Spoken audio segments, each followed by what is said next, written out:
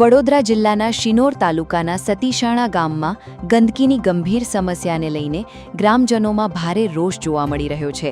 પરમારવાસના મુખ્ય માર્ગ પર લાંબા સમયથી ગટરના ગંદા પાણી ભરાતા સ્થાનિકો, શાળાએ જતા બાળકો અને વૃદ્ધોને અવરજવરમાં ભારે મુશ્કેલી પડી રહી છે.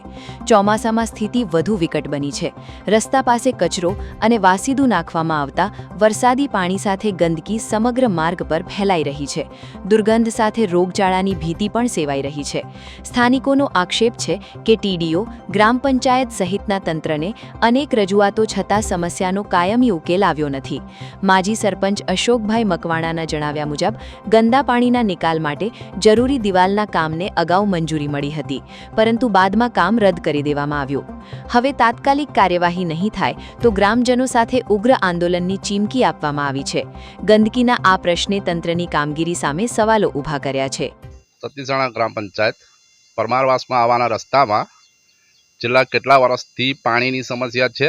પાણી રસ્તા પર જ હોય છે અને આ બાજુમાં રબારી ઘર લોકોનું વાસ આવેલું છે. એ લોકોનું છાણ ને જે બધું છે તે છેલ્લું રસ્તામાં પર જ આવી જાય છે. અને આના માટે મેં તાલુકા પંચાયતમાં કેટલી વખત રજૂઆત કરી, ઠરાવો બી લખીને આપેલા છે. એક વાત તો મંજૂર બી થયેલી છે. કોન્ટ્રાક્ટર દ્વારા એવું કહેવામાં આવ્યું કે કોઈ કેન્સલ કરાવડાવી દીધી. તો મારું એવું કહેવું છે કે અમારા લોકોને અહીંયા રહેવાનું નથી અને આવી જ ગંદકી રહેશે તો બીમારી થશે. એની માટે કોણ જવાબદાર રહેશે? તો હું તંત્રને એ કહેવા માગું છું કે તાત્કાલિક ધોરણે આ દિવાલ મંજૂર થવી જોઈએ, નહીં તો ઉગ્ર આંદોલન કરવામાં આવશે આના બાબત. અને આનું માપ બી આપેલું છે 300 થી 400 ફૂટનું અંદાજે છે.